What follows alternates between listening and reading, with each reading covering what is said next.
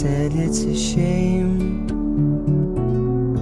that we can't walk together today. You know it's a waste when we pour it all down the drain. You know, and I see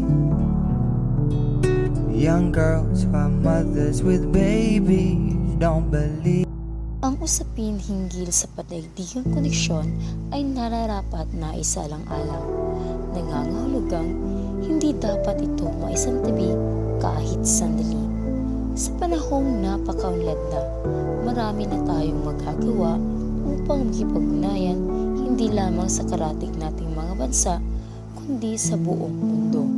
Mababata man, dalaga o binata, matanda, kahit ano pa mang estado sa buhay, may posisyon o wala man sa aspetong pampolitika, lahat ng individual ay may magagawa upang makamit natin ang pandaigdigang koneksyon na may kabuluhan. Ngunit, nararapat nating unang isalang-alang na bago natin ito magawa ay nangangailangan na unang pagtuunan ng pansin ang ugnayan sa ating komunidad o bansa.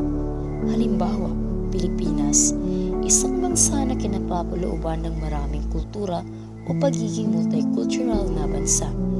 Dapat pagtuunan ng pansin ng bawat mamamayang Pilipino ang pag-unawa, paggalang at pagkikipag-ugnayan sa bawat isa na may iba't ibang kultura na magbubunga ng kapayapaan sa bansa, sapagkat kakikitaan ito ng pagkapantay-pantay ng bawat isa, paggalang sa bawat karapatan at pagmamahal sa bawat isa. Sa pamamagitan nito, maayos nating maisasagawa ang pandaigdigang pagkikipag-ugnayan. Mas lumalawak ang ating pangunawa hinggil sa ating mundong ginagalawan na kung saan magkakaroon tayo ng malalim na pangunawa sa mga pandaigdigang issue katulad ng politika, ekonomiya at karapatang pantao. Hindi lang dapat tayo nahihikayat na makialam lang, kundi gumawa din ng mga naayon na mga hakbang bilang suporta o pagkikilahok na maitaguyod ang pandaigdigang kapayapaan, karapatang pantao, maging ang kaunlarang kapaligiran. Bawat individual ay hindi dapat gagawa ng anumang aksyon o hakbang na magpapalala ng kahit ano pa ang usapin, lalo na ang madalas na ginagawa ng ilan sa social media na nagpapakita o nagpapakalat ng mga maling impormasyon na maaaring makagambala o makasira sa kaayusan o katahimikang namamayani sa bawat bansa. Sa panig ng ating bansang Pilipinas, naniniwala akong may malagang papel na ginagampanan ang bansa hinggil sa pandaigdigang koneksyon, gayon na din ang bawat bansa. Maliit man ang ating bansa, ngunit may malaking ambag pa rin sa usapin ng pandaigdigang koneksyon.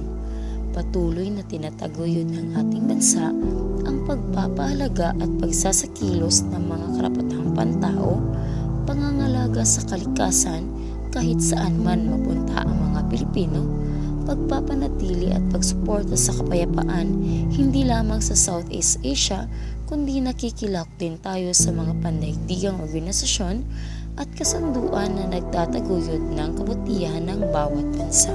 Bawat individual ay nararapat na kumilos ng naaayon, hindi magpapaliyab ng bumabagang apoy. Lahat tayo ay bahagi ng pandaigdigang lipunan na kung saan kaakibat ng mga karapatang ating tinatamasa ay ang mga tungkuling dapat nating gampanan. Walang dapat kinikilingan at nililiwakan. Bawat kabutihan ng bawat isa ang dapat nating isalang-alang.